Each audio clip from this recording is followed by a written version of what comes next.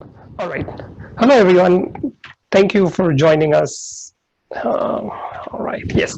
Hello, everyone. Thank you for joining us. I'm Kunal Shah from Sony New Media Solutions, and I'm excited to share with you all our latest workflow that we have built for our digital supply chain platform. Internally, we call it Avail-Based Component Deliveries, and lovingly, we call it ABCD. It's the acronym that kept us going through the dark times to make sure this workflow sees light. But on a serious note, a quick look at the agenda.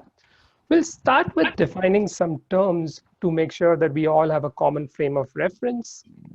Then we'll look into some of the opportunities or why we decided to build this workflow. And then we'll look into the approach, like the high level design on why besides why we decided to take this, but what was the thought process that went in from conceiving this idea to see it actually work in production environment. Then we'll take a little deeper dive into the architecture behind this workflow, on what were the key concepts and how we were able to achieve what we set out for. And then finally, running this workflow on our platform for the last year or so at scale for some of our big partners like Google, what have we learned so far, and how can we take it further? And then finally, as this is a short presentation and we'll be barely scratching the surface here, I'm not sure if we'll have a chance for a Q&A, but please feel free to visit us at our virtual booth for any thoughts, ideas, or discussions. So to start with some terms, one of my colleagues, Jacob, he runs our operations at NMS, and he has this great analogy of comparing these concepts to a restaurant, and it really puts things into perspective that everyone can understand. So Avails is like a menu in the restaurant. It's not necessarily the dish, but it explains the attributes of a dish. And in a way, we can say that it's a data whereby you can show your intent on what you would like to order. And then inventory and metadata is more like your ingredients. Like necessarily what we are looking at here is, what do I need to make the dish? Still, we don't have the dish. And finally, it's the workflow, which is your recipe on what steps do you need to take to make that dish. Now, as we all know that all of these things have to work in harmony to have a good dish. That is exactly our attempt with this workflow on how we take these key complex pieces in the media supply chain and try to work them together so that we can build an enhanced workflow, not only for our clients to accelerate the digital distribution, but even collaborate with some of our peers in the industry in how do we move our industry forward. So with that concept in mind, let's look at why we decided to pursue this workflow. With our experience over a decade in building the automated supply chain workflows, one of the things we realized is that the landscape that, and when I say clients, I mean it can be studios as well as platforms or aggregators.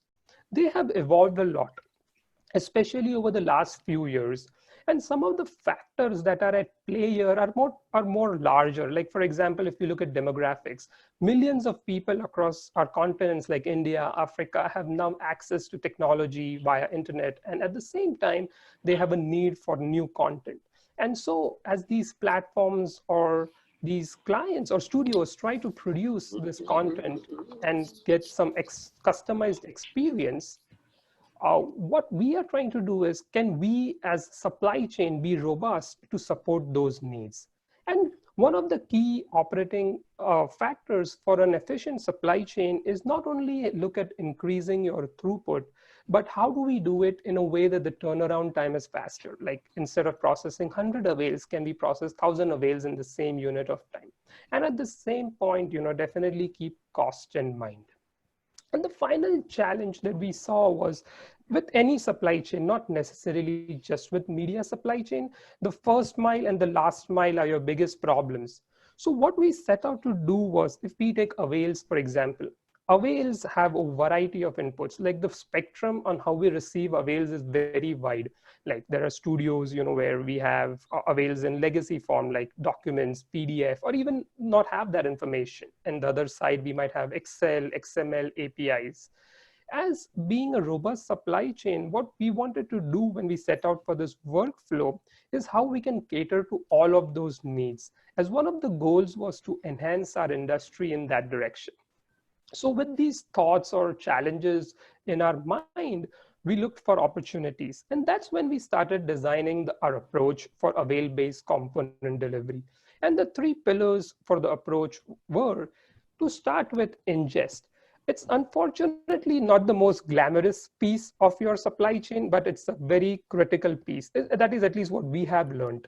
Because for any system to be automated downstream, it's very important to have data that you can trust and there is integrity. For example, like as back to my analogy, if you don't have the right ingredients, you might have the best of recipe, but it's going to be very challenging to build a good dish.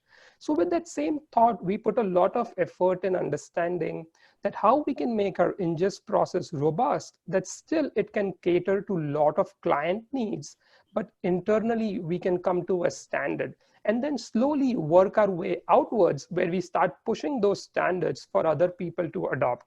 Like right now for the workflow, we are using EMA Avails. So if someone who has no Avails, we might recommend that, hey, can you use this standard? And as an example. Then the next step in our approach was our material analysis. This is a rule-based engine at a high level, and we have been using this for many years. What this engine essentially in a nutshell does for us is that it looks into all the requirements that are specified by whether by our clients or whether what the platform needs. And it tries algorithmically to come to those decisions to find the best inventory or the best ingredients that we can use to make that dish. And then finally is the fulfillment process, which most of us are well versed with, which would take the data from this analysis engine and try to package it and build the assets as well as the XMLs or metadata, whatever the process needs, and delivers it. One of the new concepts that we introduced or we tried to introduce with this workflow was the concept that we internally call it as late binding. What we mean by late binding is that, say, we have a certain set of avails that we have already delivered to a platform, but now a new set of localized avails comes by. But we want to make sure that we don't necessarily redeliver the redundant assets again. And we'll look into it in a deeper approach in the architectural slide. So as we move to the architecture slide here, and we start with the ingest process, it's the same concept that we take inputs from a variety of sources on all of these factors, and then via a process that we have, we translate it into something, into our internal canonical. And this is, as I mentioned earlier, a very important step to make sure that we have sanitized data to evaluate. Then what we did was we built something new, which we call it as our localization engine. What essentially this does is, and we started realizing that as we started seeing this data, we were getting close to like 1,000 avails per title and trying to process it over thousands of titles. One of the things we quickly realized is that what we need is something like a pre-check before we go into our deep analysis. So what this engine in a nutshell does is it's not necessarily trying to find the best asset to fulfill that avail.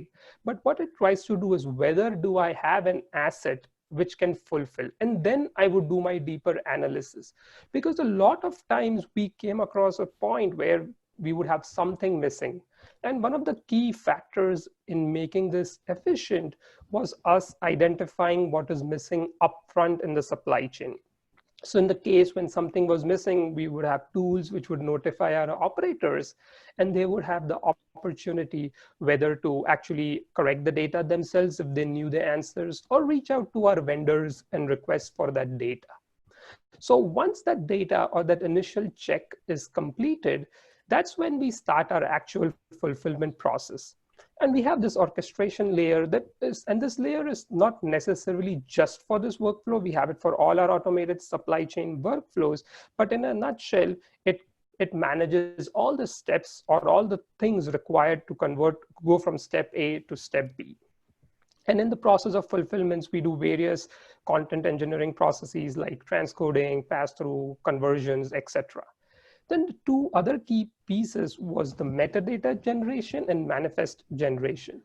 So what this means is that we take this data, and as we generate the experience for the platform, and say for our example, one of our first clients using this in production is Google. We use for them MMC, MEC, Movie Lab specs.